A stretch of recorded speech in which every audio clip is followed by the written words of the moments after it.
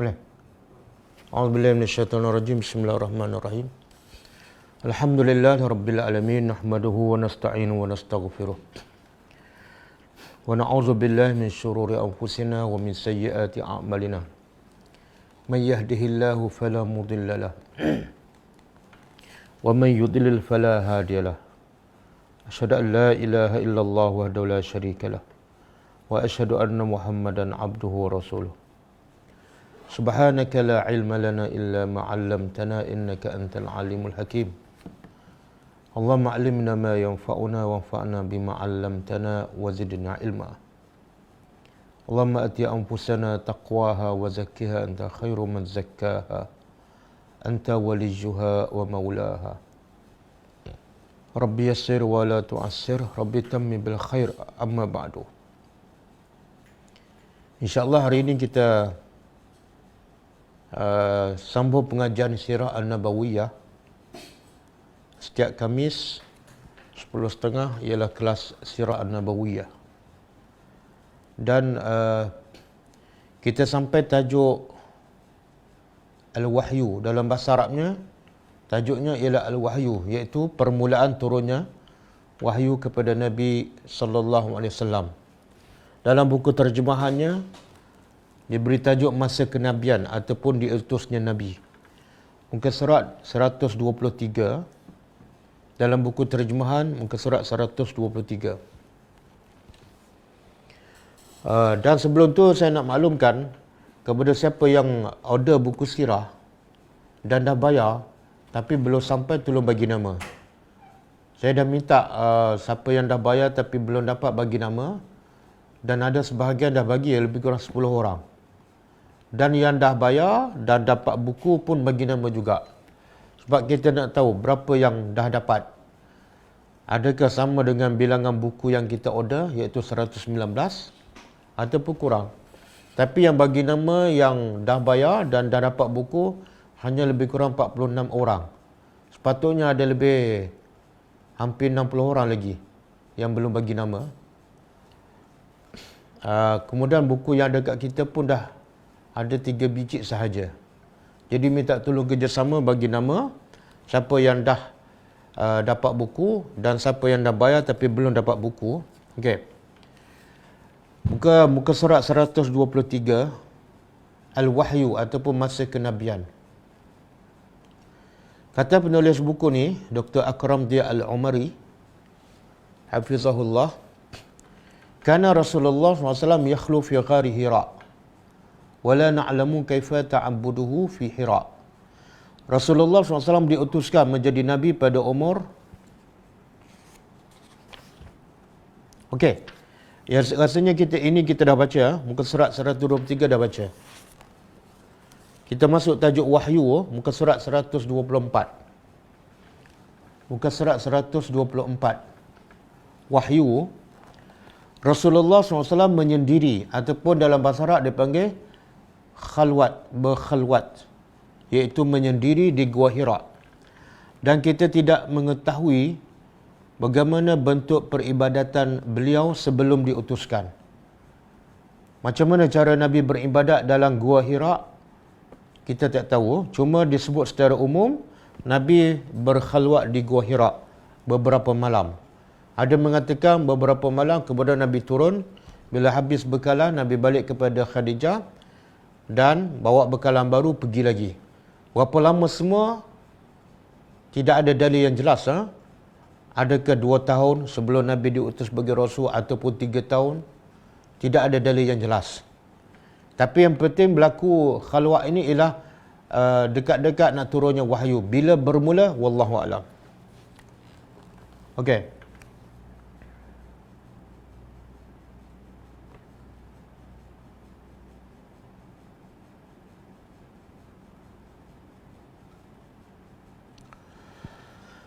Rasulullah menyendiri di Gua Hira dan kita tidak mengetahui bagaimana bentuk peribadatan beliau SAW sebelum diutuskan. Kita juga tidak mengetahui secara jelas sejak kapan beliau mulai suka berdiam diri di gua itu. Berapa tahun sebelum turun wahyu Nabi suka berada di berkhalwat di Gua Hira. Tapi yang jelas hal itu terjadi menjelang diutusnya dan sesudah mendapat mimpi hakiki. Mimpi hakiki ni dia panggil dalam bahasa Arab ru'ya as-salihah ataupun ru'ya as-sadiqah. Dua-dua perkataan itu disebut dalam hadis Nabi SAW yang diriwayat oleh Imam Bukhari, awwalu ma budi'a minal wahyi ar-ru'ya as-sadiqah. Yang pertama, permulaan wahyu yang datang kepada Nabi ialah dalam bentuk ru'ya as-sadiqah. Ru'ya ni mimpi, as-sadiqah yang benar. Iaitu bila kita baca syarah kepada hadis ini, ru'ya as-sadiqah iaitu Nabi nampak dalam mimpinya seperti cahaya di waktu subuh. Dalam kegelapan malam nampak cahaya keluar bila terbitnya fajar. Jadi itu adalah sebagai tanda-tanda awal Nabi akan mendapat wahyu, iaitu mimpi yang benar. Dan mimpi yang benar ni kata ulama boleh berlaku juga kepada orang lain, iaitu kepada orang beriman yang soleh. Cuma mimpi yang berlaku kepada orang beriman yang bukan Nabi tidak boleh dijadikan sebagai sumber hukum. Tak boleh dijadikan sebagai sandaran untuk beramal. Yang boleh dijadikan sumber hukum ialah bila yang bermimpi itu adalah Nabi ataupun para Rasul sallallahu alaihi wasallam.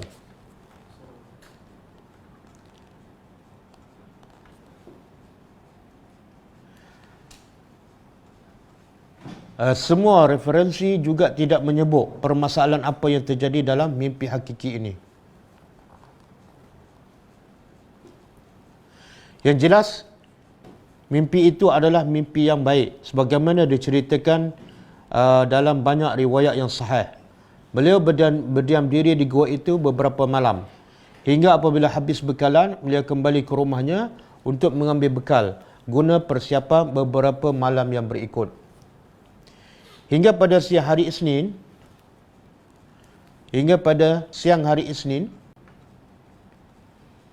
ini permulaan turunnya wahyu. Permulaan turunnya wahyu ialah pada hari Isnin di bulan Ramadan. Datanglah Jibril alaihi salam dengan tiba-tiba ke Gua Hira. Dan Aisyah radhiyallahu anha meriwayatkan cerita bagaimana Jibril datang kepada Nabi ketika Nabi sedang berkhalwat di Gua Hira.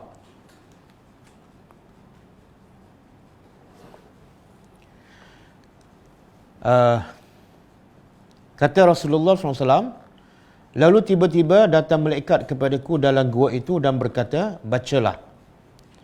Aku menjawab, aku tidak bisa membaca. Lalu Jibril memegangku dan memelukku kuat-kuat sampai aku merasa sesak nafas. Kemudian Jibril melepaskan aku dan berkata, Iqra', bacalah. Aku menjawab, aku tidak bisa membaca. Lalu Jibril memegangku lagi dan memelukku kuat-kuat untuk kedua kalinya sampai aku merasa sesak. Kemudian Jibril melepaskan aku dan berkata, Iqra' bismi rabbikal ladzi khalaq. Kali ketiga Jibril membaca ayat yang pertama turun kepada Nabi sallallahu alaihi wasallam. Iqra' bismi rabbikal ladzi khalaq, khalaqal insana min 'alaq, Iqra' wa rabbukal akram.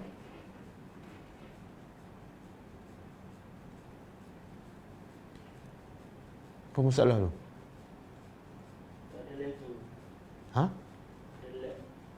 Apa? Tak boleh korang Ustaz cakap main ni tak sama dengan dia sampai. Suara dia lambat. Oh. Suara yang didengar tak sama dengan ucapan. Tapi boleh dengar lah.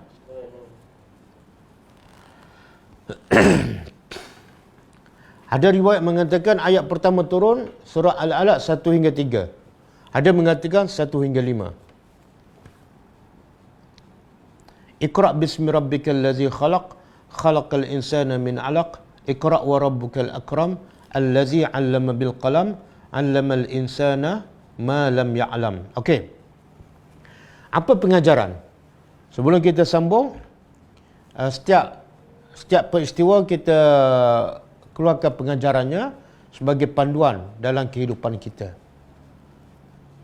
Pertama, kenapa Allah jadikan Nabi suka berkhalwat? suka bersendirian. Yang merupakan itu adalah satu proses sebelum Nabi menerima wahyu.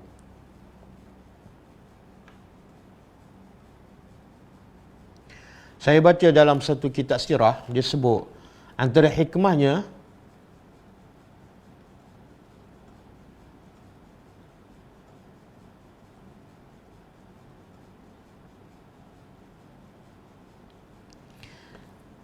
kenapa dijadikan kepada Nabi suka berkhalwat, supaya Allah nak Nabi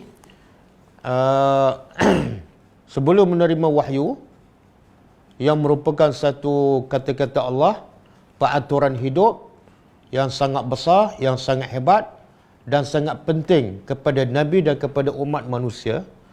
Jadi Allah nak Nabi bersedia menerima benda yang besar dan penting dalam keadaan Nabi bersih, dalam keadaan Nabi tidak disibukkan dengan urusan dunia dan manusia yang lain. Sebab itulah Allah arahkan Nabi sebelum terima wahyu, kosongkan fikiran, jangan duduk dengan orang ramai, fokus kepada kebesaran Allah, duduk di atas gunung, bukit. Di situ juga Nabi boleh merenung kebesaran Allah. Di situ juga di Gua Hira Nabi boleh melihat Kaabah, boleh beribadat secara tak langsung sebagai persiapan untuk menerima satu benda yang sangat besar, sangat suci, sangat penting.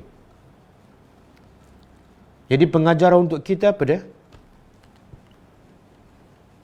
Pengajaran untuk kita ialah bila kita nak baca Quran, kosongkan fikiran kita, jauhkan kita daripada urusan dunia, hatta daripada manusia sekalipun. Sebab kita nak baca kalam-kalam Allah, kata-kata yang suci, kata-kata yang sangat berat, kata-kata yang sangat penting dalam hidup kita, kata-kata yang akan menentukan kita bahagia ataupun celaka. Maka kena pastikan sebelum kita baca Al-Quran, fikiran kita kosong daripada urusan dunia, daripada hubungan dengan manusia, supaya kita dapat betul-betul faham, dapat betul-betul tadabbur, menghayati, dan selepas itu mudah untuk kita amalkan. Sebab kita bersedia dari segi fizikal dan mental. Itu penting tu. Sebab itulah bila kita baca Quran dalam keadaan fikiran kita berserabut, urusan dunia masih penuh dalam kepala kita. Lepas tu ada telefon kat sebelah, bercakap dengan orang, masa itulah kita nak baca Quran, tak masuk. Quran hanya bermain di bibir sahaja. Dia tak akan memberi apa-apa kesan dan bekas dalam hati dan dalam kehidupan kita. Bila kita baca Quran, kita belajar Al-Quran, dalam keadaan fikiran kita bercampur aduk dengan urusan dunia, ataupun cintakan dunia dan cintakan manusia. Okey, itu satu. Sebab itulah waktu terbaik kita baca Quran bila? Waktu terbaik baca Quran.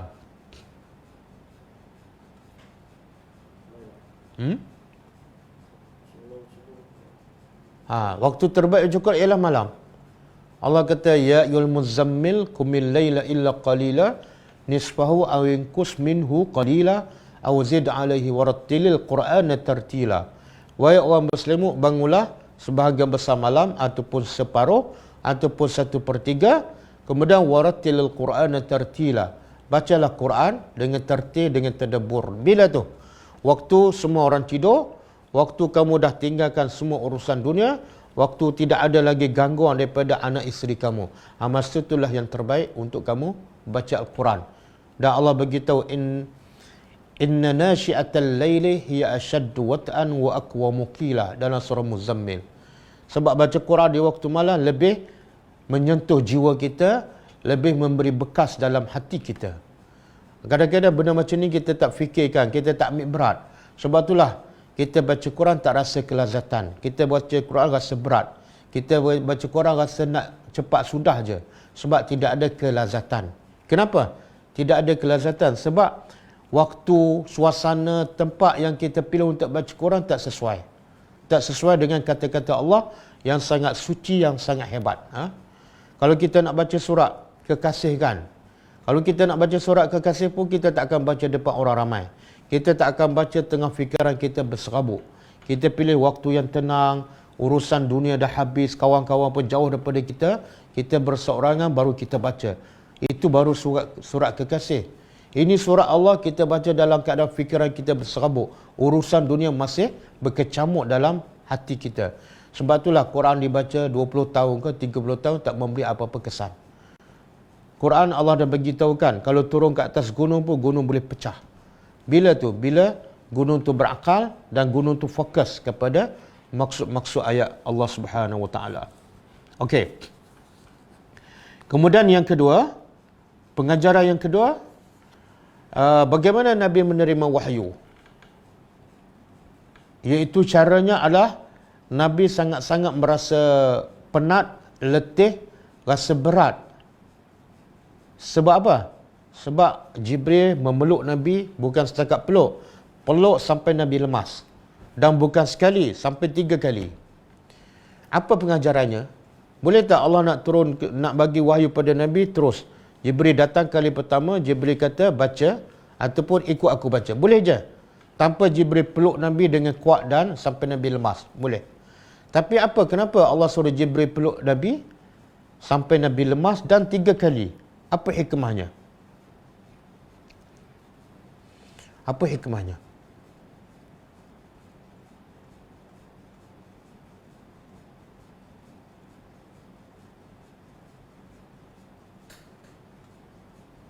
Hah? Apa masalah? Tak kata anak kita tutup, tapi tak apa. Nanti terganggu. Tapi itu terganggu juga lah. Nak tutup buka baru. Dia apa punca dia? Tadi dia lagging, dia masalah connect tu kerana dia pump, dia buang yang lama tu, anda kena buka file baru. Facebook detect yang lama. Jadi dia hantar video dengan suara tu tak sama. Oh. Anda kena tutup, buka baru dia dapat lagi. Macam mana? Okey, kita minta feedback daripada penonton. Suara clear tak? Ada gangguan tak? Kalau ada gangguan, kita akan tutup semula dan buka yang baru. Dan ambil masa lah mungkin 5 minit. 2 minit. Ha? Seminit. Seminit, 2 minit. Suara clear ke? Boleh clear tak? Dia lari je lah. Dia tak dengar lagi tu, tak sampai lagi.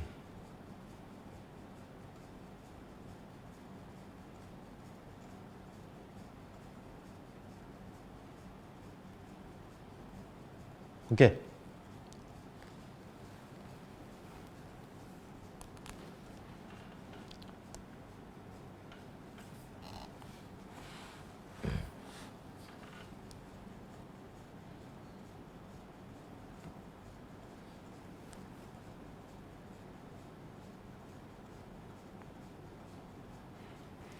Dia begitu juga kata penulis ni, suasana Nabi sebelum Nabi terima wahyu tu sangat-sangat membantu Nabi menerima wahyu dengan apa ni, dengan fokus, dan Nabi cukup rasa wahyu tu sangat penting. Iaitu bila Nabi berada dalam gua dan di atas gunung, atas bukit, Nabi akan nampak kebesaran Allah dengan gunungnya, dengan langitnya, dengan bangunan-bangunan di bawahnya. Dan itu sebenarnya membantu Nabi untuk menerima Al-Quran dengan penuh persiapan dari segi mental, dan Nabi akan rasa Quran ini sangat hebat. Sebab apa? Diturunkan oleh Tuhan yang sangat hebat dengan pemandangan dan pemerhatian Nabi kepada persekitarannya. Okey. Kemudian sebab itu kata ulama, dalam hidup kita ni kena ada waktu-waktu tertentu yang kita berkhalwat dengan Allah tanpa diganggu oleh manusia, dikacau oleh urusan dunia. Contohnya, kalau setiap hari waktu malam lah, jangan kita beribadat dalam keadaan kita serabut dengan dunia dan dikelilingi oleh orang ramai. Kalau setiap hari, malam lah. Kalau setiap tahun, ada satu waktu yang patut kita pilih untuk beribadat pada Allah tanpa dicampur dengan urusan dunia, tanpa diganggu oleh orang lain, iaitu beriktikaf di masjid di 10 akhir Ramadan. Ini Nabi buat ni. Nabi bila masuk bulan Ramadan, Nabi lebih fokus pada ibadat. Nabi dah kurangkan urusan dunia. Urusan dengan para sahabat, Nabi dah kurangkan. Dan bila masuk 10 akhir Ramadan, lagi Nabi tinggalkan urusan dunia.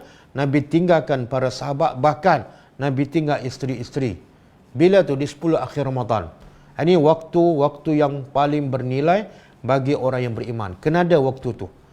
Kadang-kadang kita dah 10 bulan, 9 bulan sibuk dengan urusan dunia. Kalau solat pun tak khusyuk. Tiba-tiba bulan Ramadan pun kita tak bagi juga waktu terbaik kepada Allah. Di 10 akhir Ramadan pun kita tak i'tikaf. Jadi seolah dalam hati kita ni Allah tu tidak penting. Quran tu bukan benda yang besar dan utama dalam kehidupan kita. Jadi kena ada waktu tertentu untuk kita berkhalwat dengan Allah. Tak perlu pergi ke gua, tak perlu duduk dalam gua. Ambil waktu malam, kan? Waktu orang tidur. Kalau bulan Ramadan, pastikan kita beriktikaf di 10 akhir Ramadan. Okey, kita balik pada persoalan tadi. Kenapa Allah bagi wahyu kepada Nabi dalam keadaan Nabi rasa sangat lemas, sangat berat. Sehingga dipeluk oleh Jibril 2-3 kali sampai Nabi lemas. Apa hikmahnya?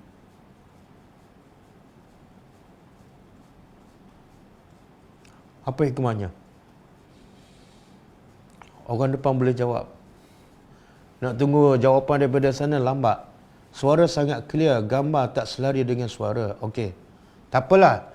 Jadi nak tengok gambar ke nak dengar suara? Apa? Kenapa? Kita kena fikir. Takkanlah Allah saja-saja nak menyusahkan Nabi kan? Allah boleh je bagi Quran. Okey, Muhammad kamu duduk kat rumah. Nanti Jibril datang bagi wahyu, siap, settle. Tak. Kamu kena pergi ke gunung dulu, duduk dalam gua, panjat bukit dulu, kemudian dalam beberapa lama datang Jibril peluk kamu sampai 3 kali, sampai kamu lemas, baru aku bagi wahyu. Mesti ada hikmahnya. Tenang. Tenang apa Nabi? Ketakutan. Sebab tu lepas terima wahyu Iqra tu, Nabi terus balik pada Khadijah. Dan balik tu dalam keadaan Nabi takut, risau. Sehingga Nabi kata pada Khadijah, khasyitu ala nafsi. Aku risau pasal diri aku. Bila? Sebab apa? Sebab turun wahyu. Nabi rimas. Nabi lagi rasa gelisah.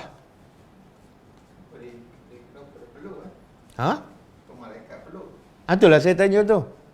Kenapa? Boleh jawab? Inilah dia, sirah pun kena tadabbur juga, kena berfikir, bukan Quran sahaja. Supaya Nabi fokus dengan kehadiran wahyu yang dibawa oleh Jibril. Tapi supaya Nabi fokus, okey, kalau saya mengajar tadabbur, saya peluk pelajar kuat-kuat, pelajar fokus tak? Fokus tak? Tak fokus. Tak fokus. Jadi jawapan tu tak tepat.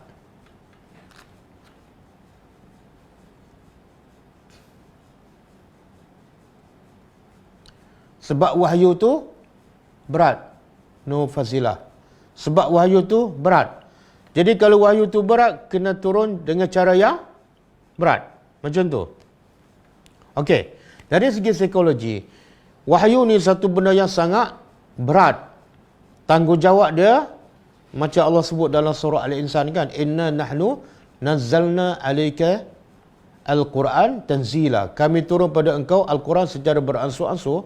Kemudian Allah kata fasbir, kamu kena sabar. Kenapa kena sabar? Sebab Quran tu satu benda yang berat. Kamu nak faham, satu. Yang kedua nak amalkan, satu benda yang berat. Sebab semua yang Quran suruh, nafsu kamu tak suka.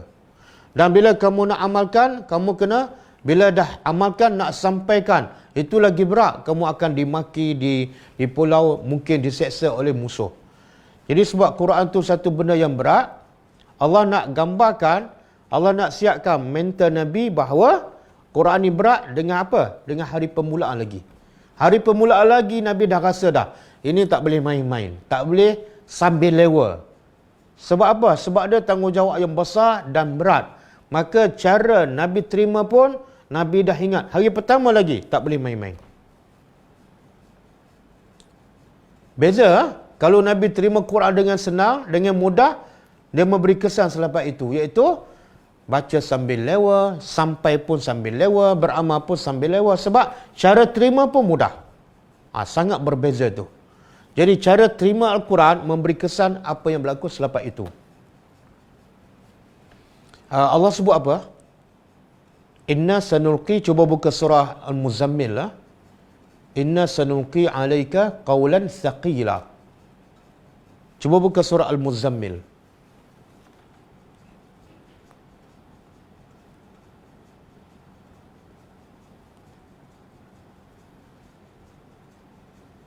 Ayat 5. Surah Al-Muzammil ayat 5.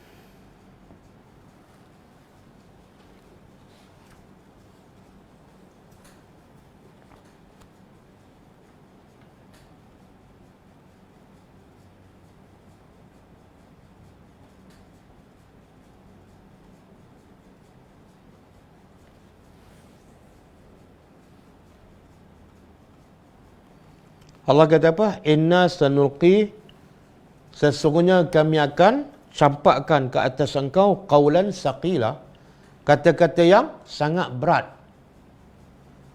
Jadi sebab Quran ni sangat berat, maka cara Nabi terima, Allah nak Nabi faham. Jangan main-main. Maka Allah gambarkan benda yang berat ni kena terima pun dalam keadaan yang susah dan sukar. Sampai Nabi dipeluk dan sampai lemas 2-3 kali kan. Dan lepas tu turun ayat apa? Ya ayyuhal muzammil, wahai orang yang berselimut, bangun malam, baca lagi Quran. Kenapa? Apa kaitan Quran untuk disampaikan pada orang dengan bangun malam? Sebab Quran ni ada tanggungjawab yang besar dan berat. Jadi kalau kamu tak ada persiapan dalaman yang kuat, iaitu hubungan dengan Allah, kamu tak mampu nak menyampaikan Quran kepada masyarakat yang bukan kamu nak baiki akidah masyarakat jahiliah, tapi nak tukar terus. Nak hapuskan yang ada dan nak ganti yang baru. Itu kerja lagi berat. Kalau akidah dah ada, cuma rusak, nak baiki, okey lagi. Akhlak dah ada, cuma nak baiki, okey lagi. Ini semuanya runtuh, semuanya rusak. Nabi nak tukar 100%. Okey, jadi Allah kata, kami akan campak pada engkau qaulan saqila, kata-kata yang sangat berat. Dan kalau kita perasan, saqilan, berat, ada disebut 2 kali je dalam Quran. Satu dalam surah Muzammil ni, ayat yang kelima. Yang kedua dalam surah Al-Insan, ayat 27. Apa dia? Inna haula'i yuhibbuna al-ajilah wa yazaruna wara'ahum yawman saqila. Allah kata manusia ni sangat yuhibbunal ajilah, sangat cinta kepada benda yang segera, dunia lah. Jadi manusia sangat cinta pada ajilah, benda yang segera, dunia. Kalau dunia mudah aja. Nak makan mudah, nak berjalan mudah, nak main bola mudah, nak naik basikal mudah, nak panjat gunung mudah, sebab sesuai dengan nafsu. Tapi kalau akhirat, Allah kata wa yazaruna wara'ahum, mereka meninggalkan, mereka membiarkan di belakang mereka yauman saqila, hari yang sangat berat. Jadi ada 2 kali perkataan berat yang disebut dalam Quran. Satu, qaulan saqila, kata-kata yang berat. Yang kedua, yauman saqila, hari yang berat, iaitu hari akhirat. Jadi apa kaitan ni? Kata-kata yang berat dengan hari yang berat. Apa kaitannya? Kata ulama, kalau kamu nak selamat di hari yang berat, iaitu hari akhirat, kamu kena bawa qaulan saqila. Kamu kena amalkan Al-Quran yang berat. Barulah kamu akan selamat di hari yang berat. Itulah gambaran kehidupan orang beriman. Bawa benda yang berat untuk berdepan dengan hari yang sangat-sangat berat dan sukar, iaitu hari akhirat. Okey, boleh ya? Dan sebab itulah kalau kita relate dengan kehidupan kita daripada dulu sampai sekarang lah, beza tak cara Nabi terima Quran dengan kita terima Al-Quran? Beza tak? Mak kita ke, guru kita ke, bila nak bagi Quran pada kita, ada tak dia peluk kita kuat-kuat sampai lemas? Ada tak? Tak ada. Pergi sekolah agama ke sekolah tahfiz, ada tak guru tahfiz sebelum kita mula daftar ataupun mula belajar, dia peluk kita kuat-kuat sampai lemas? Ada? Tak ada. Mak kita cakap apa? Nah, Quran baca. Betul kan bacaan? Lepas tu khatam. Lepas tu simpan. Sekolah tahfiz pun sama-sama. Tak ada peluk, tak ada apa, tak ada lemas. Okey, baca. Kemudian hafal. Kemudian bila khatam, habis, pergi. Lepas tanggungjawab saya. Kesan terima Al-Quran dengan cara yang mudah, memberi kesan apa selepas tu? Apa jadi? Bila kita terima Quran dengan cara yang mudah, akhirnya kita anggap Quran ni tak ada nilai. Tak ada nilai. Sekadar baca untuk pahala, sekadar baca untuk khatam, sekadar baca untuk tampar kat dinding untuk halau hantu. Akhirnya kita tak akan tadabbur Al-Quran. Sebab cara kita terima Al-Quran pun macam Quran tu tak ada nilai. Berbeza dengan kita terima apa ni? Sijil kan. Kalau kita pergi sekolah, kita begitu apa anak kita. Walaupun kita tak peluk anak kita dah train dia, kita dah masuk dalam kepala dia, sekolah ni sangat berat. Kamu bila lulus sekolah rendah, baru masuk sekolah menengah. Dah habis sekolah menengah, kena ambil SPM. Dah lulus SPM, baru boleh masuk universiti. Kita dah set dalam kepala anak-anak, benda ni susah. Maka sebab tu anak kita buat sungguh-sungguh dan akhirnya anak kita berjaya dalam pelajaran. Tapi dalam bab agama fail.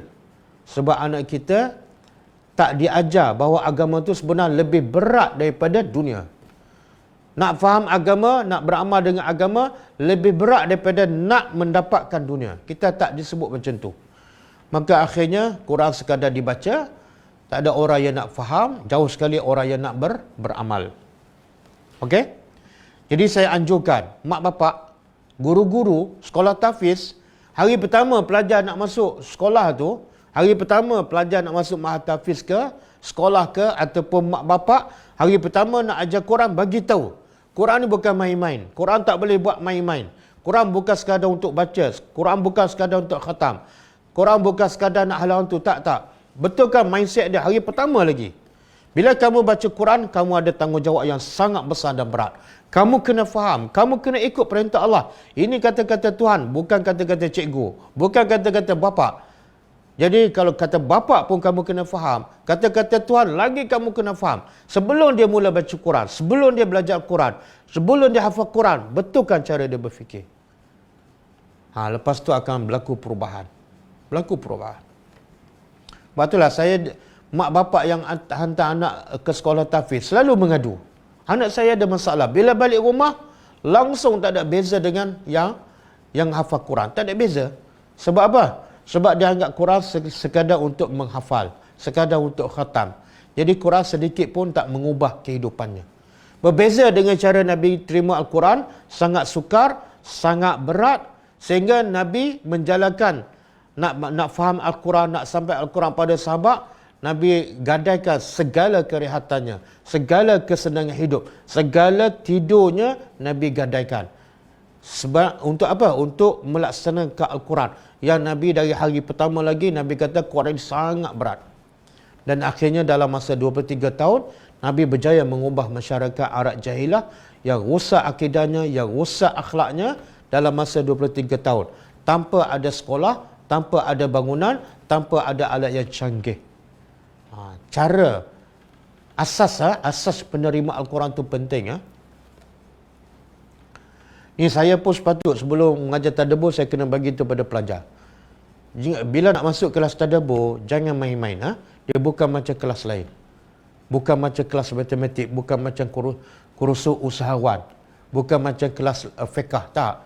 Bila masuk kelas tadabbur Al-Quran, dia satu tanggungjawab yang sangat besar dan berat.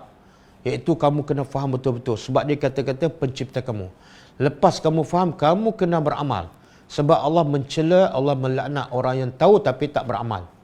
Dan lepas kamu beramal, kamu kena sampaikan. Sepatut saya kena cakap ulang selalu benda-benda macam tu. Supaya apa? Supaya pelajar Al-Quran jangan main-main. Pelajar tadabbur Al-Quran berbeza dengan orang lain. Kalau betul-betul kita faham macam tu, dan kita belajar bersungguh-sungguh, kita beramal sungguh-sungguh, kita sampai pun sungguh-sungguh, insya-Allah tak berapa lama akan berlaku perubahan dalam masyarakat. Okey. Kemudian, kata penulis buku ni lagi, kita sambung daripada ayat yang Jibril baca, wahyu yang pertama, Iqra bismi rabbikal ladzi khalaq. Bacalah, kita ambil sikit, kita ulas apa pengajaran daripada ayat-ayat pertama yang turun kepada Nabi sallallahu alaihi wasallam. Iqra, bacalah. Bacalah dengan nama Tuhan engkau allazi khalaq. Kenapa malaikat suruh Jibril suruh Nabi baca? Jibril tahu tak Nabi tak boleh membaca? Jibril tahu. Kenapa suruh orang yang dia tahu tak boleh membaca? Jadi apa hikmahnya?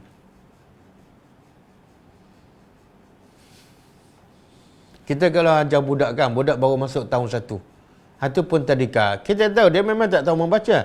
Tiba-tiba kita bagi buku dan kita cakap pada dia baca. Betul tak cara kita? Tak betul kan? Tapi cara Jibril betul tak? Jibril tahu Nabi tak boleh baca, tapi Jibril suruh juga Nabi baca. Betul tak cara Jibril? Kenapa cara kita, cara yang sama, kita tak betul, Jibril betul. Kenapa? Apa hikmahnya?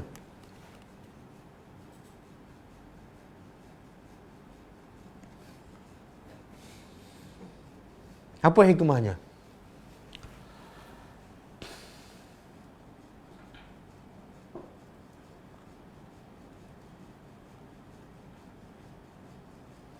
Boleh pelajar online jawab. Saya ulang soalan. Apa hikmah Jibril suruh Nabi baca, sedangkan Jibril tahu Nabi tak boleh membaca? Membaca jambatan ilmu. Kalau ikut kaedah orang putih, ajar dulu baru suruh baca. Tapi cara Jibril terbalik Suruh baca dalam keadaan Nabi tak boleh membaca.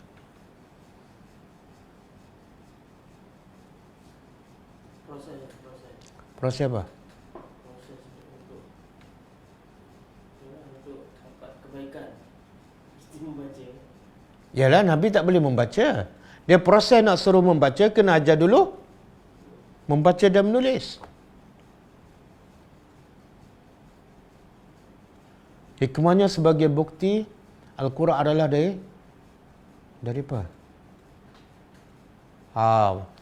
Jawapannya hampir tepat. Sebenarnya Allah nak beritahu kepada Nabi, kamu nak buat apa-apa saja, nak bercakap ke, nak bertindak ke, nak bantu ke, nak selesaikan masalah orang, kamu tak boleh buat pakai akal kamu. Mesti sumbernya daripada Allah. Sebab tu Jibril kata baca. Baca apa? Baca daripada Allah, bukan daripada kamu. Bukan makna Jibril suruh Nabi baca, bukan makna Jibril nak Nabi baca, tak. Jibril nak bagi tahu apa saja kamu nak buat, sumbernya mesti daripada Allah. Baca apa? Baca daripada Allah, bukan daripada nafsu kamu, bukan daripada akal kamu, bukan daripada pendapat kamu. Jadi kalau orang sehebat Nabi, Rasulullah pun tak boleh keluar pendapat sendiri dalam bab agama, maka orang macam kita lagi tak boleh buat sesuatu berdasarkan pendapat, pandangan ataupun amalan masyarakat. Tak boleh. Dan itu juga hikmah Allah jadikan Nabi buta huruf. Nabi tak boleh membaca dan tak menulis. Kenapa? Sebab Allah nak maklumat yang masuk dalam dada Nabi ialah betul-betul semua daripada Allah. Tidak ada yang Nabi baca daripada kitab-kitab dahulu, daripada orang Nasrani ke, daripada orang, tak ada campuran. Apa bukti? Sebab Nabi tak ada maklumat. Kenapa tak ada? Sebab Nabi tak boleh membaca. Itulah hikmah yang paling besar. Allah jadikan Nabi adalah buta huruf. Jadi bila Jibril suruh Nabi Iqra, bacalah, walaupun Jibril tahu Nabi tak boleh membaca, sebenarnya bukan Jibril nak suruh Nabi baca. Bukan. Buktinya apa? Kali ketiga, Jibril yang baca, Nabi yang follow. Tapi Jibril nak beritahu pada Nabi, apa saja maklumat yang betul, apa saja yang baik, mesti sumbernya daripada Allah. Sebagaimana Allah sebut dalam surah Al-Baqarah, Al-Haqqu minar Rabbika. kebenaran itu hanya daripada Tuhan engkau. Fala takunanna minal mumtarin. Okey.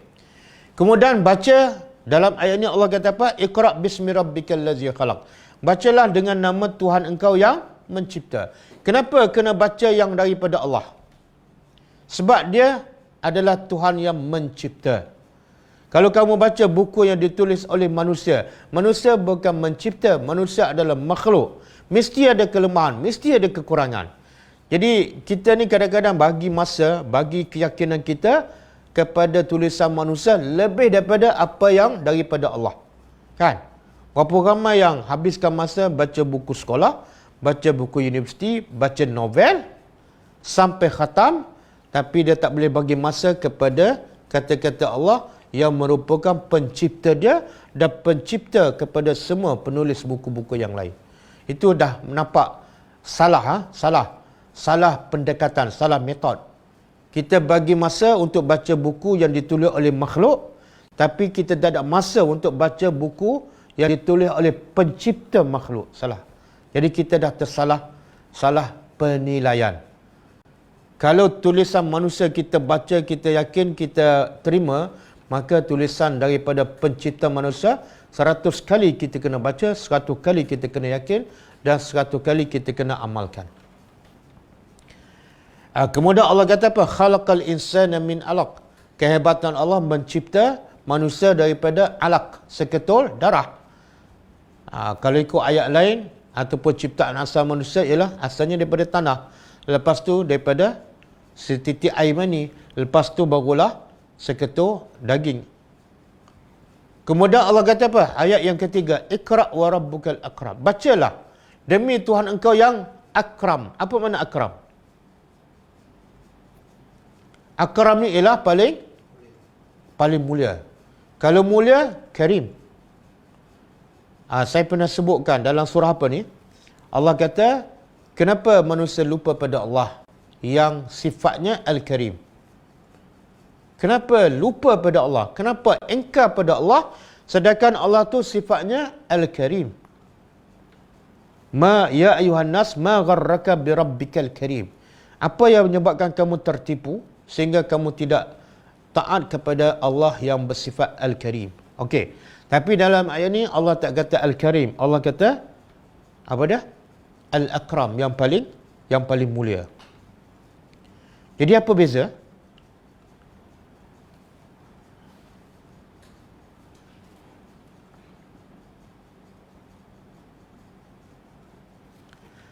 Okey, dalam surah Al-Infitar, boleh buka surah Al-Infitar ayat yang ke-6.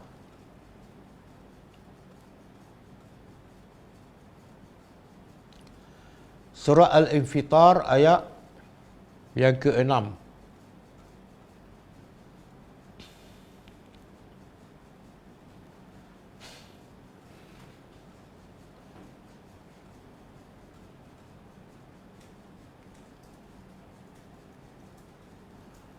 Allah kata apa? Ya ayuhan nas, wahai manusia, ma gharraka bi rabbikal karim. Apa yang menyebabkan kamu tertipu sehingga kamu tidak taat pada Allah sedangkan Allah sifatnya Al-Karim. Kemudian Allah beritahu sifat Allah Al-Karim apa dah? Allazi khalaqaka. Sifat Allah yang mulia ialah dia mencipta engkau. Fasawwaka, lalu dia menyempurnakan ciptaannya, fa'adalak, dan berlaku adil pada kamu. Buat apa yang kamu perlu. Apa saja yang kita perlu Allah sediakan. Okey, bila Allah nak beritahu dia mencipta kita, Allah guna sifat Al-Karim. Tapi bila Allah nak beritahu bacalah Al-Quran, Allah guna sifat Al-Akram, iaitu paling mulia. Jadi apa beza tu? Bila sebut cipta manusia, Allah kata Allah yang maha mulia. Bila suruh baca Al-Quran, baca kitab Allah, Allah guna sifat dia yang paling mulia. Sebenarnya kata ulama, Allah nak beritahu Allah mulia. Tanda dia mulia, dia cipta kita. Tapi Allah lagi mulia, iaitu dia bagi kitab pada kita. Kalau dia cipta kita, tapi dia tak bagi kitab, mana Allah bukan paling mulia. Cuba bayangkan, kalau Allah cipta kita, tapi tidak ada Al-Quran, apa jadi? kita semua akan masuk neraka. Tapi sifat Allah yang paling mulia, Allah cipta, lepas tu Allah bagi kitab. Dan Allah kata, Iqra, bacalah. Wa rabbuka al-akram. Allazi, dan Allah beritahu pula, Tuhan yang maha mulia ni yang mengajar. Allazi allama bil qalam. Yang mengajar bil qalam, dengan pen. Kenapa Allah sebut pen? Dalam sirah pun ada ayat Quran. Jadi bila jumpa ayat Quran, kita tadabbur. Kenapa Allah sebut Tuhan yang mengajar kamu dengan pen, dengan pena? Kenapa? Sebab Allah tahu antara alat yang terpenting untuk mendapat ilmu ialah dengan pen. Betul kan? Kita kadang-kadang kita terlepas pandang ataupun kita terlupa.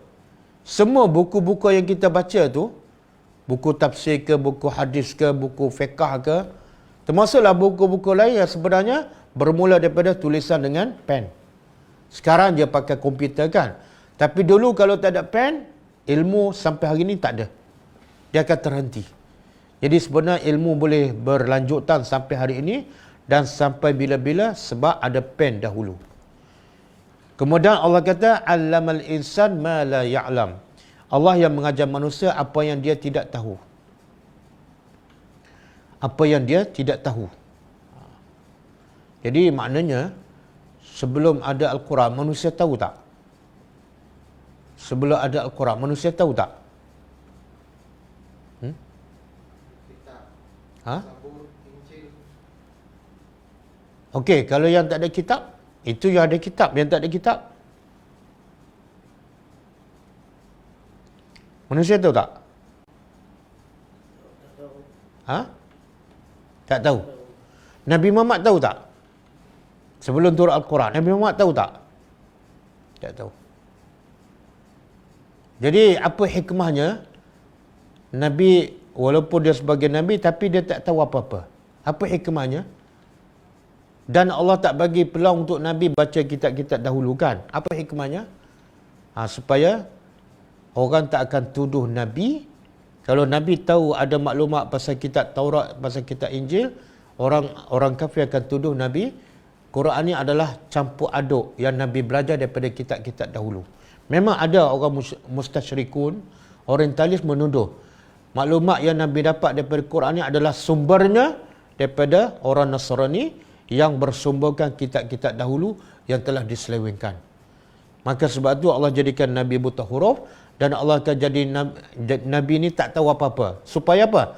Nabi betul-betul dapat maklumat yang 100% daripada Allah Subhanahu Wa Taala tanpa dicampur adukkan. Ada dalil tak Nabi tak tahu apa-apa? Sebelum Nabi pergi ke Gua Hira kan, Nabi tahu tak dia akan terima wahyu? Tak tahu. Sebab tu buktinya apa? Nabi terkejut.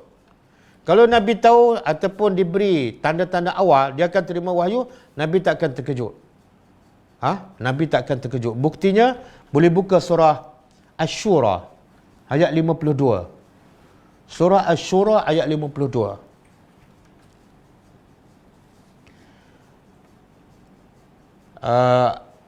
A'udzubillahi minasyaitonir rajim.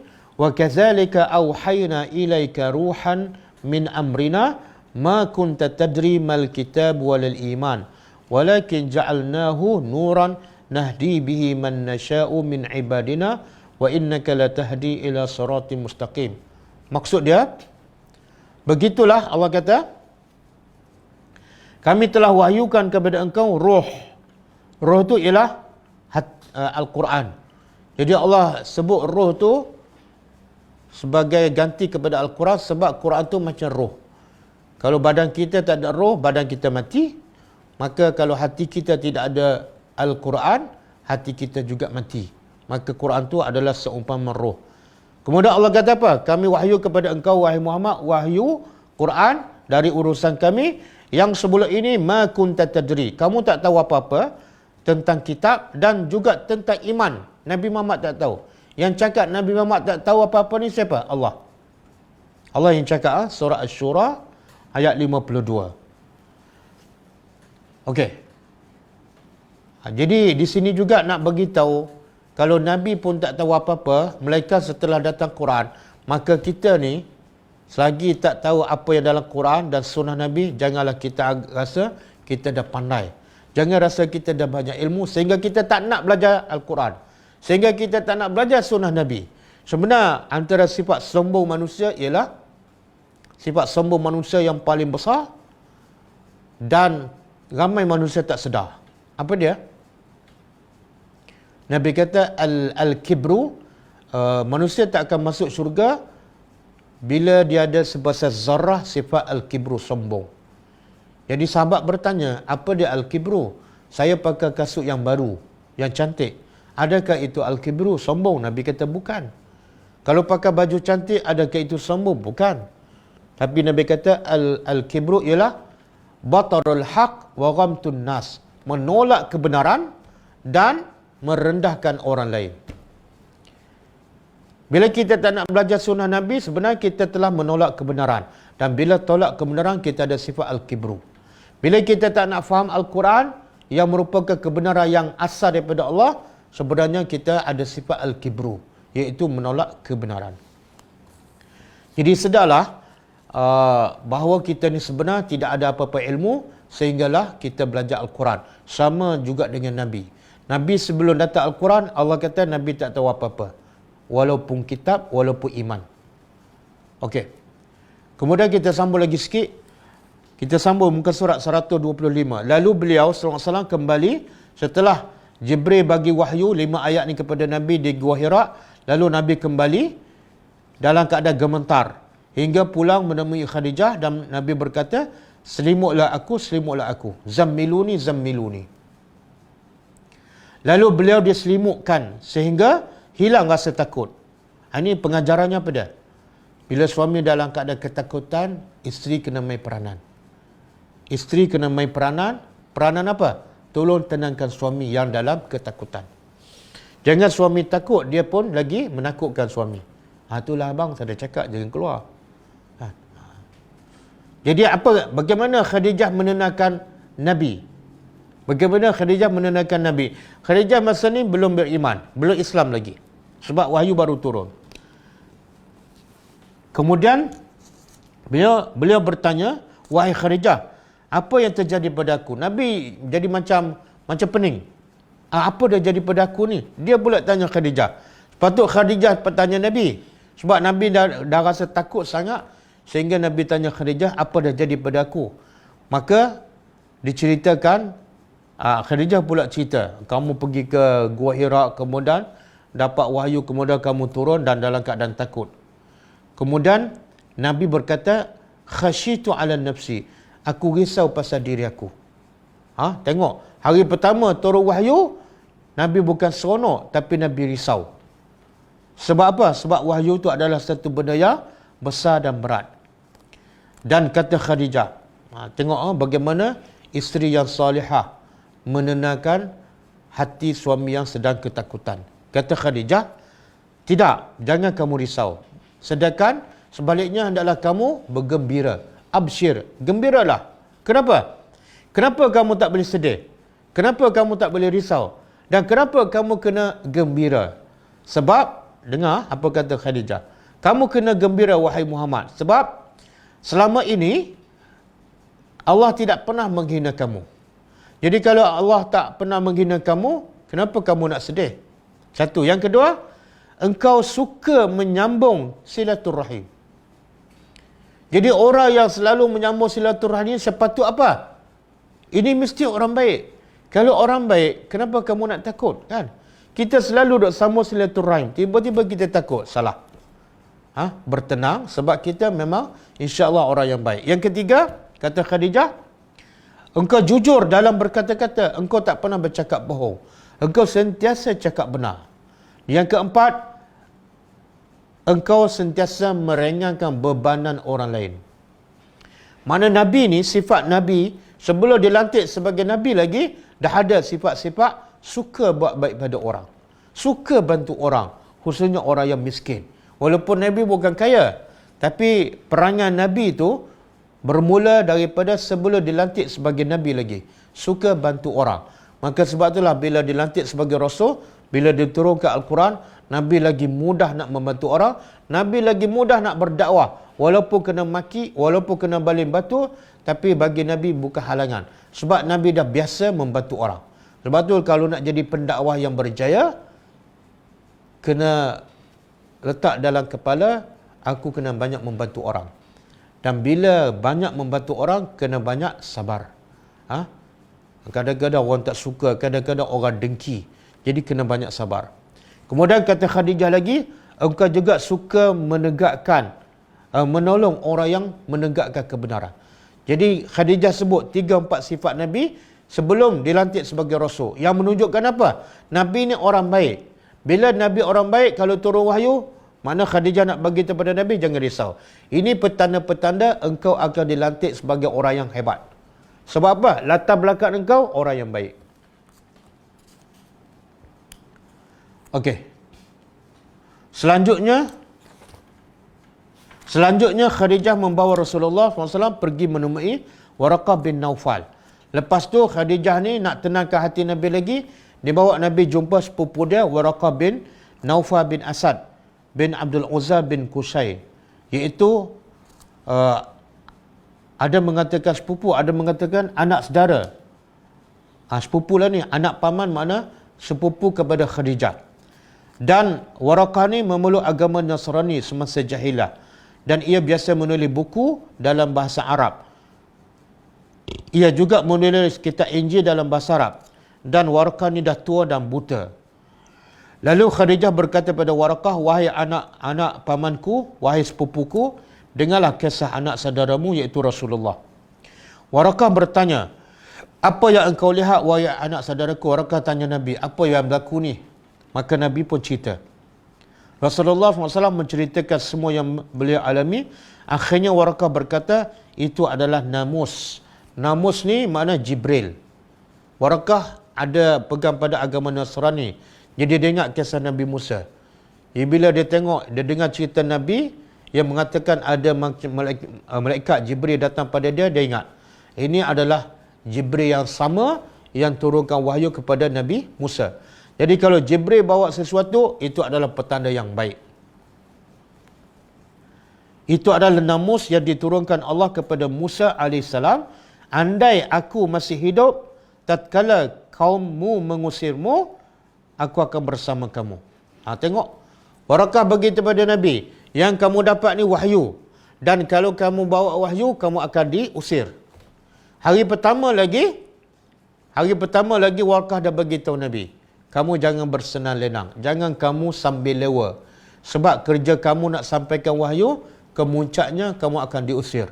Memang akhirnya Nabi diusir daripada Mekah. Tengok, benda-benda macam tu penting kita tanamkan dalam hati anak-anak kita, dalam pelajar-pelajar kita daripada awal lagi. Apa dia? Bila nak sampaikan Al-Quran, kita akan diuji. Kita akan dimaki, kita akan dihalau, kita akan dibuang kerja. Jadi kalau kita dah ditanah daripada awal lagi, kalau betul-betul berlaku, tak ada masalah. Sebab kita dah bersedia dari segi fizikal dan mental. Waraqah menjawab, Nabi bertanya, adakah aku akan diusir? Bila membuat wahyu, adakah aku akan diusir? Maka kata Waraqah, benar. Tidak ada seorang pun yang membawa risalah seperti yang engkau bawa, melainkan mesti akan dimusuhi. Hari pertama lagi Nabi tahu, ni dia bawa wahyu, dia akan bergaduh dengan orang. Dia bawa wahyu akan bergaduh dengan anak beranak dia, dengan orang Mekah. Maka sebab tu Nabi cekal dan sabar. Sebab Nabi dah bersedia daripada awal. Tak lama, dan kata Waraqah, andainya aku masih hidup pada masa kamu membawa wahyu, tentu aku akan bantu kamu. Waraqah ni orang yang agama Nasrani. Dia kata, kalau aku hidup lama, umur aku panjang, dan engkau diperangi oleh kaum kamu, aku akan bersama kamu, membantu kamu. Kemudian tak lama berselang, Waraqah meninggal. Lepas tu Waraqah bin Naufal meninggal. Jadi dia tak sempat tengok Nabi membawa kerja dakwah dan diusir daripada Mekah. Dan lepas tu wahyu terputus sehingga menyebabkan Nabi sedih. Jadi Nabi sedih. Apa dia antara sebab Nabi sedih? Antara sebab Nabi sedih dalam hidup ialah bila wahyu terputus. Jadi pengajaran kita apa dia? Bila kita terputus baca Quran, terputus tadabbur Al-Quran, satu hari ke dua hari, sepatutnya kita sedih. Sebab bila terputus dengan Quran, sebenarnya itulah tanda-tanda hubungan kita dengan Allah terputus. Mana mungkin kita boleh lupa kata-kata Allah dalam 1 hari, 2 hari dan kita tak rasa sedih. Jadi wahyu putusnya ada 2 peringkat. Peringkat pertama ada mengatakan sampai 2 tahun. Selepas turun Iqra, turun pula Ya Ayyuhal Muzammil dalam tempoh 2 tahun setengah. Ada mengatakan 4 bulan. Ada mengatakan tak lama, beberapa hari saja. Kemudian putus wahyu yang kedua, iaitu setelah turun Ya Ayyuhal Mudassir, putus pula lebih kurang 3 hari. Kemudian turun selepas itu surah Wad-Duha. Beberapa kali beliau berangkat menuju puncak. Bila wahyu putus, Nabi sedih. Sampai tahap apa? Tapi cerita ni tak berapa sahih. Nabi sedih sebab wahyu terputus sampai Nabi pergi ke puncak gunung macam nak bunuh diri. Beberapa kali. Tapi riwayat ni tak berapa sahih. Sebab apa? Sebab bila Nabi nak bunuh diri, itu bercanggah dengan sifat maksum Nabi.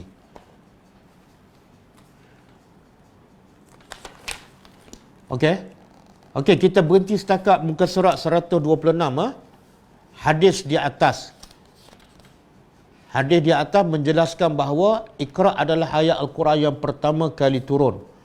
Dan bahawasanya wahyu itu turun secara tiba-tiba. Bukan Nabi dah tahu lebih awal dan Nabi bersedia. Bukan sesuatu yang sudah diduga sebelumnya hingga Nabi merasa senang dengan hal itu. Kalau Nabi tahu daripada awal-awal, Nabi bersedia dan Nabi tak kelang kabut, Nabi tak risau. Kita berhenti setakat tu. Kita sambung insya-Allah minggu depan. Ada soalan ke? Okey, ada satu soalan pelajar tanya saya melalui mesej. Dia kata kalau mak dia stroke. Jadi macam mana dia nak berwuduk ataupun nak pandu mak dia untuk solat dalam keadaan mak dia stroke.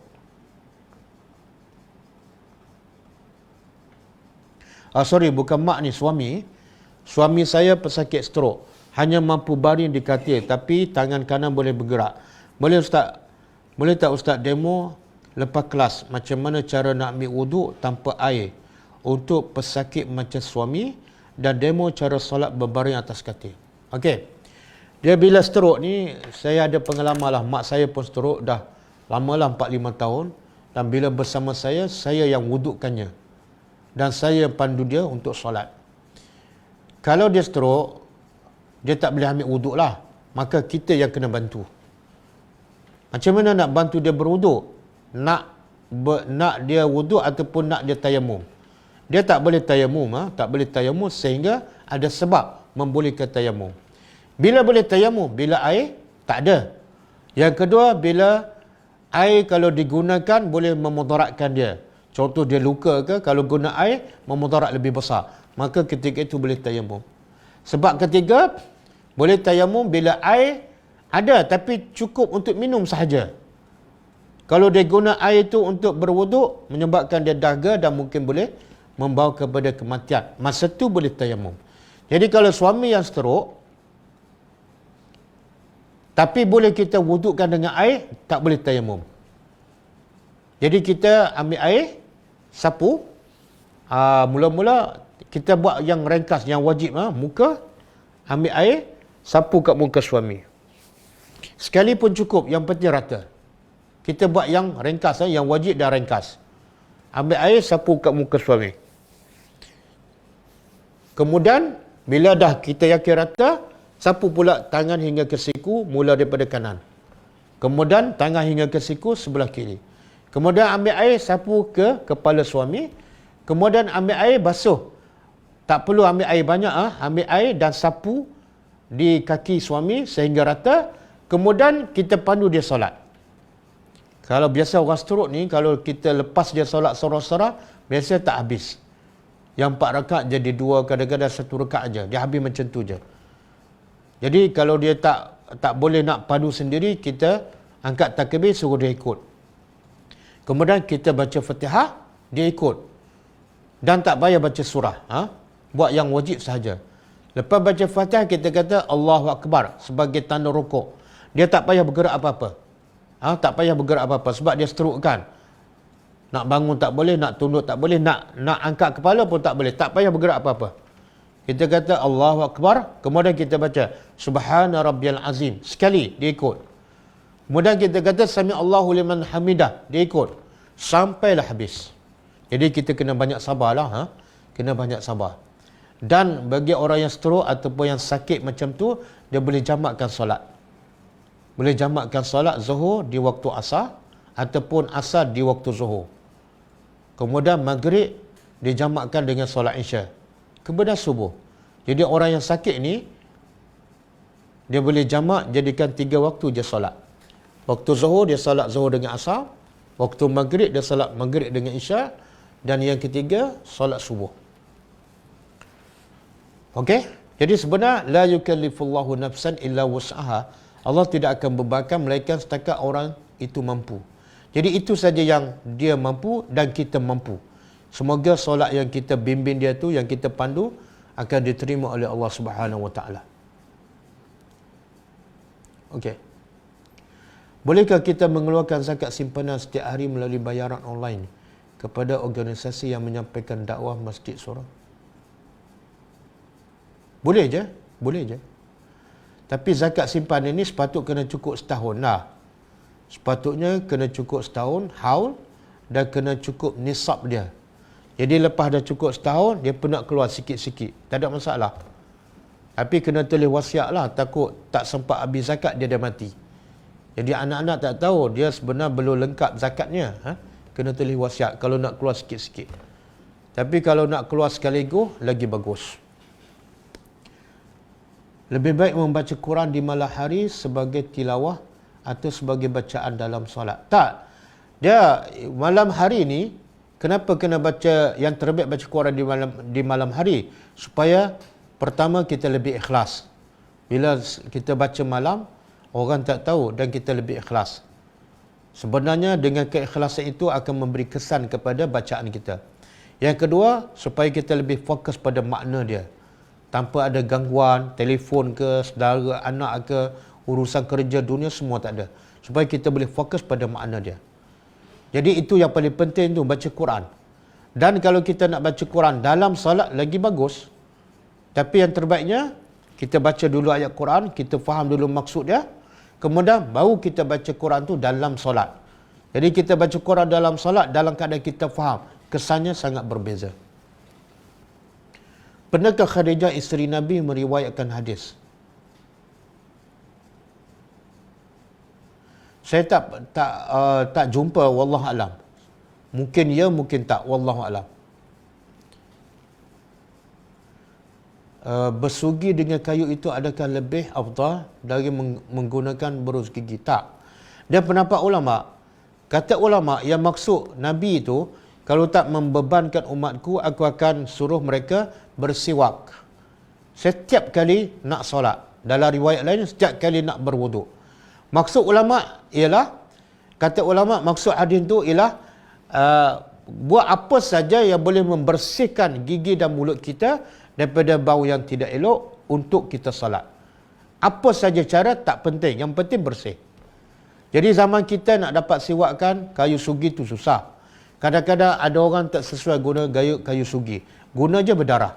Maka kata ulama, guna apa saja, yang penting tujuannya bersih mulut, bersih gigi. Kadang-kadang guna berus gigi, kadang-kadang guna kain buruk, kadang-kadang ada yang guna arang. Apa saja, yang penting sampai tujuan, bersihkan mulut dan gigi. Wallahu a'lam. Adakah Nabi Muhammad SAW sahaja Nabi yang buta huruf, dan adakah orang Arab kebanyakan? Ya. Jawapannya ya, Nabi saja yang buta huruf dan kebanyakan orang Arab Mekah buta huruf. Dalilnya surah Al-Jum'ah ayat yang kedua. Allah kata apa? Huwallazi ba'asa fil ummiyin. Allah yang mengutuskan Nabi fil ummiyin, kepada golongan yang kebanyakan ummiyin, buta huruf. Siapa? Orang musyrikin Mekah. Surah Al-Jum'ah ayat 2. Adakah Nabi Muhammad SAW ada? Boleh jelas mengenai zakat emas. Oh, zakat emas boleh tanya pihak PPZ lah. Atau pihak yang berwajib. Saya tidak ada kepakaran. Dan saya pun tak ada emas. Ustaz, tak batal ke wuduk suami kalau isteri yang wudukkan? Dia pendapat yang paling kuat, 3 mazhab. Mazhab Hanafi, mazhab Maliki, mazhab Hambali, lelaki serta perempuan tanpa syahwat tak batal wuduk.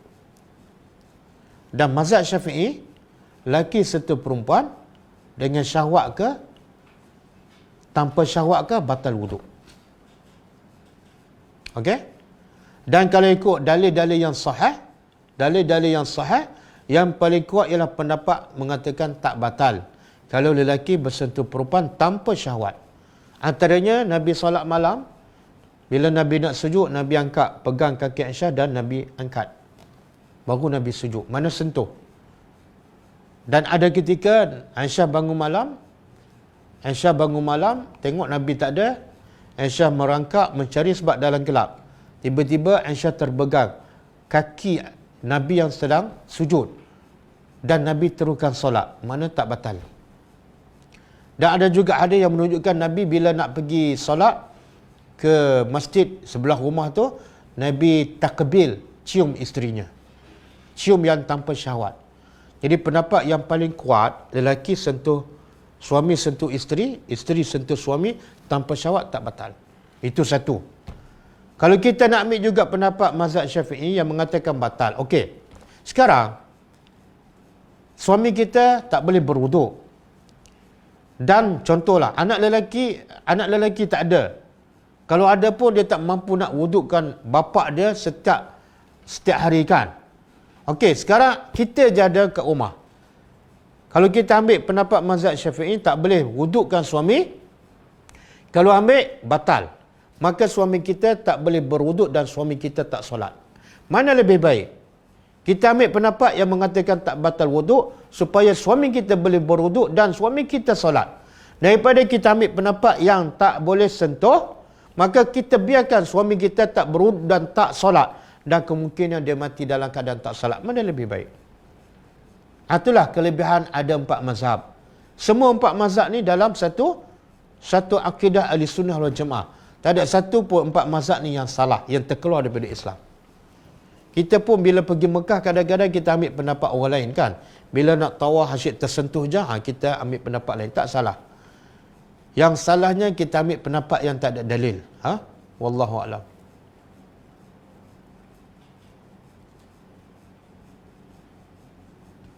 Keluar daripada mazhab Syafi'i, tak payah keluar, duduk je situ. Cuma kita ambil pendapat. Pendapat dalam masalah tertentu kita ambil pendapat lain. Kita tetap bermazhab Syafi'i. Kalau orang tua yang dah lemah ingatan, perlukah kita pandu bimbing solatnya? Ya. Kalau dia masih waras, selagi mana dia berakal, dia waras, dia kena solat. Cuma kadang-kadang terlupa. Kita bimbinglah setakat mana yang kita mampu.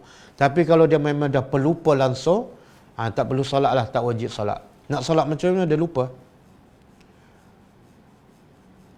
Boleh bagi zakat simpanan pada hulang. PM saya. Bagaimana Nabi SAW boleh menerima yang dirinya dilantik sebagai Nabi oleh Allah? Sebab yang bercakap itu adalah malaikat Jibril dan wahyu pula adalah benda yang benar. Wahyu itu adalah benda yang benar. Semua cerita-cerita dalam Quran, cerita yang tak mungkin direka. Cerita yang tak mungkin daripada manusia. Maka itu menyebabkan Nabi yakin itu adalah wahyu daripada Allah dan dia adalah betul-betul Rasulullah sallallahu alaihi wasallam. Seorang yang berumur 70 tahun lebih seringkali lupa. Perlukah kita ajar dia solat seperti yang Ustaz contohkan? Setakat mana kalau dia lupa tak perlulah, kalau sepanjang masa lupa. Tapi ada ketika dia ingat, masa dia ingat tu ajarlah solat seringkas yang mungkin.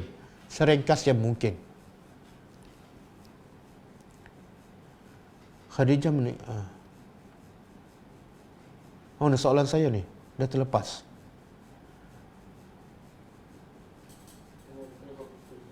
Apa dah? Saya macam mana saya boleh order buku sirah? Buku sirah jangan order lagi. Jangan beli. Sebab dah habis stok. Kat Indonesia pun kita dah order, hanya ada 119. Sehingga sekarang belum ada stok baru. Jadi jangan order, jangan beli, jangan bayar lagi. Ada tak perintah atau pesuruhan dalam Al-Quran untuk setiap orang Islam yang berilmu untuk berdakwah, berhujah dengan orang-orang kafir? Banyak ayat. Antaranya ud'u ila sabili rabbika bil hikmah wal mau'izatil hasanah wajadilhum billati hiya ahsan. Allah kata ud'u, berdakwahlah. Itu fi'il amar. Fi'il amar menunjukkan wajib. Berdakwahlah kamu bil hikmah, dengan cara hikmah.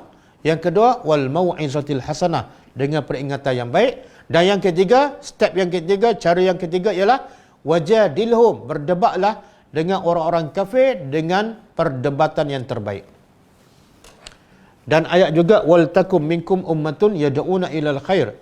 Allah kata dalam surah Ali Imran, hendaklah kamu menjadi satu kumpulan yang mengajak manusia kepada kebaikan dan mencegah manusia daripada kemungkaran. Mana berdakwalah.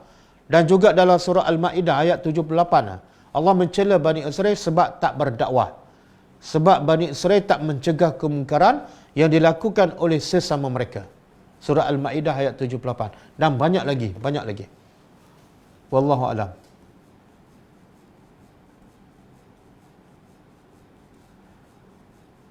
Nak tanya, ayah saya telah meninggal dunia tahun lepas.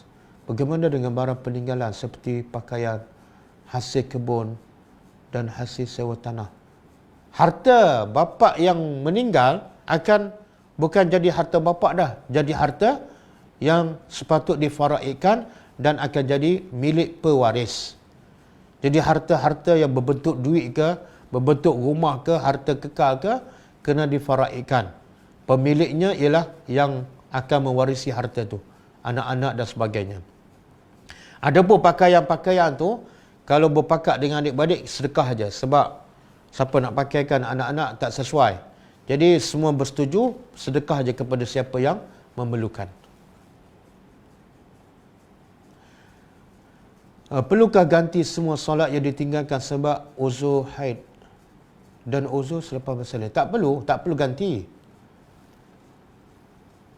Nabi kata dalam satu hadis daripada Aisyah radhiyallahu anha, kami diperintah untuk menggantikan puasa yang ditinggalkan masa haid, masa nifas.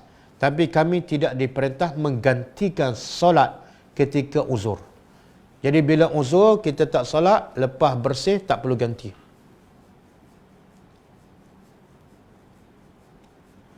Minta ustaz tolong buat pencerahan. Kan Nabi bersabda belum?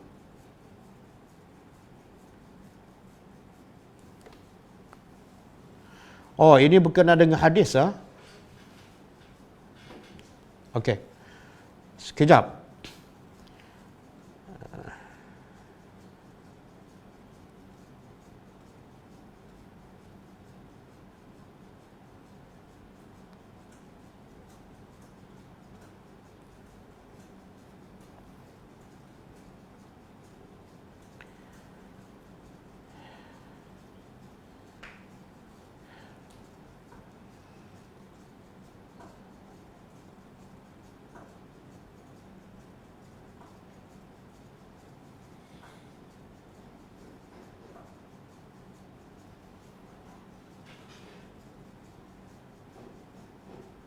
Okey.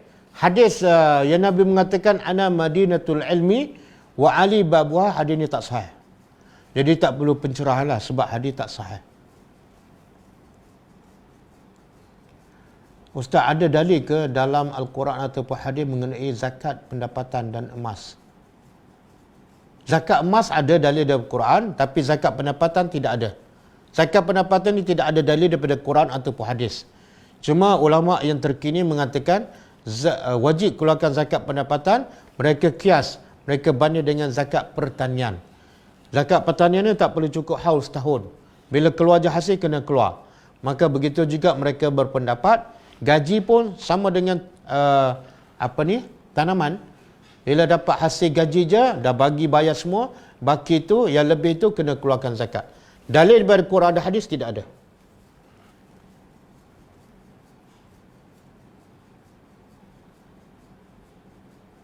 Apa ni? Dalam kitab Hindu lama, ada nyatakan tentang kedatangan Nabi akhir zaman yang dirujuk pada Nabi Muhammad SAW, adakah Allah datangkan orang soleh untuk setiap umat yang terdahulu? Ada pendapat tiada dalil. Buddha tak ada dalil. Saya tak jumpa dalil yang mengatakan Allah akan datangkan orang yang soleh untuk setiap umat yang terdahulu. Saya tak tahu dalilnya. Setahu saya tidak ada. Cuma ada satu hadis Nabi kata Allah akan bangkitkan seorang sebagai mujaddid setiap kurun. Setiap kurun. Setiap kurun. Tapi ada ulama mengatakan mujaddid itu bukan mesti orang. Kadang-kadang dia pertubuhan. Kadang-kadang dia dalam bentuk jemaah, bukan individu. Wallahu a'lam.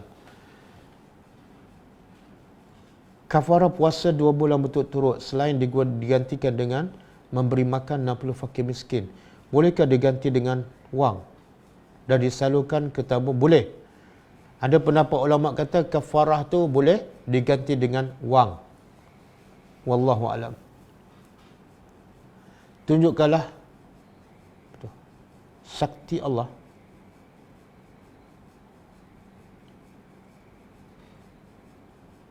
Bagaimana orang biasa mimpi solat Jumaat dengan Nabi tapi tak nampak muka Nabi?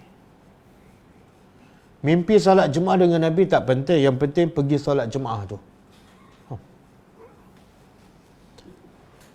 Kalau tak pergi solat Jumaat, Nabi nak bakar rumah. Walaupun dia bermimpi solat Jumaat dengan Nabi. Baca Al-Anbiya 18 kali selepas solat boleh raibkan berhala. Tak betul, tak ada dalil tu. Kerja kita bukan raibkan berhala. Kerja kita dakwah penyembah berhala tu. Sebab itulah Nabi duduk kat Mekah. Masa Nabi berdakwah di Mekah ada 360 berhala. Nabi tak baca pun surah tu untuk raibkan berhala. Bukan kerja Nabi. Kerja Nabi menjadikan penyembah berhala beriman kepada Allah. Automatik berhala tu akan hilang. Wallahu a'lam. Apa dia? Mana lebih wajib, mengikut kelas tadabbur atau mempelajari? Ya Allah. Dia belajar, kata ulama, baca Quran dengan bertajwid fardu ain. Wajib setiap orang baca Quran dengan betul. Kalau dia baca salah, dia wajib belajar. Kalau dia tak belajar, berdosa dalam keadaan dia baca salah tapi tak belajar. Tapi kalau dah belajar, sambil belajar, dia masih baca salah, tak apa. Nabi kata dapat 2 pahala. Kalau dia baca salah tapi dalam masa sama dia belajar. Okey? Dan tadabbur Al-Quran ni 10 kali wajib daripada belajar tajwid. Belajar tajwid. Belajar tajwid hanya untuk betulkan bacaan. Tapi belum tentu orang tu beriman dengan Al-Quran. Orang tu dikatakan beriman dengan Quran setelah dia faham isi kandungan Al-Quran dan dia amalkan dan dia sampaikan. Barulah sempurna rukun iman dia. Rukun imannya salah satu beriman dengan Quran. Iaitu beriman dengan ajaran Al-Quran dan ikut. Adapun tajwid itu hanya fardu ain ke atas setiap orang. Dia bukan rukun iman. Wallahu a'lam. Betul ke Ustaz saiban ataupun rambut dekat bahagian telinga bagi wanita yang panjang itu termasuk bahagian wuduk muka? Sebenarnya itu ada ustaz yang sebut tu, tapi sebenarnya tidak ada dalil. Rambut yang terjuntai bagi wanita kan ada mengatakan ia sebahagian daripada muka. Tidak ada dalil. Bahkan makna muka dalam bahasa Arab apa dia? Makna muka ialah daripada sini tempat tumbuh rambut sampai ke dagu dan daripada telinga sampai ke telinga sini. Dan wajah-wajah dalam bahasa Arab ialah benda yang kita nampak daripada depan. Jadi rambut tu bukan wajah. Rambut lah. Kenapa nak samakan rambut dengan wajah? Jadi siapa yang mengatakan bila basuh muka kena basuh sekali saiban yang sebelah tu, tidak ada dalil. Wajib tak kita menggantikan puasa dan solat untuk arwah ibu dan bapa? Tak, okey. Solat tak wajib ganti. Mana-mana mak bapak yang tinggal solat, anak tak boleh ganti. Tidak ada hukum dalam Islam. Anak-anak ataupun saudara mara wajib ganti solat mak bapak yang dia tinggal. Tak ada. Okey, puasa ada dalil. Puasa ada dalil, iaitu siapa yang meninggalkan puasa, Nabi kata hendaklah keluarganya menggantikan. Tapi ulama kata keluarga menggantikan hukumnya bukan wajib. hukumnya hanya sunat. Kalau contohlah bapa saya tinggalkan puasa, saya nak ganti pun boleh, saya tak ganti pun saya tak berdosa. Okey? Jadi solat tidak ada ganti, puasa ada ganti, tapi hukumnya bukan wajib. Wallahu a'lam. Bolehkah beri zakat simpanan pada pertubuhan NGO? PM saya. Gambar dengan suara ustaz tak sama.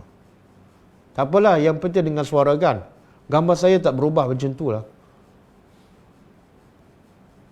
Bismillah, soalan saya ustaz tentang cara-cara wahyu diturunkan secara lafaz ataupun dari hati ke hati ataupun secara bisikan. Okey, tajuk tu akan datang. Ada akan bincang nanti jenis-jenis wahyu. Jenis-jenis wahyu kita akan bincang minggu depan. Jadi ikut kelas minggu depan. Habis dah? Okey, cukup kelas kita insya-Allah besok pukul 10.30 sambungan tadabbur surah Al-A'raf. Kemudian hari Sabtu kita ada misi tadabbur tua ke Bahau Negeri Sembilan. Kelas kita akan buat kelas pukul 2 hari Sabtu sampai pukul 4. Kemudian petang tu ada perjumpaan untuk agihkan barang kepada asnaf. Kemudian hari Ahad ada kelas lagi, kita akan buat secara live ta'aruf dengan tadabbur, iaitu pukul 9 sehingga pukul 12.30 insya-Allah. Kita tutup dengan membaca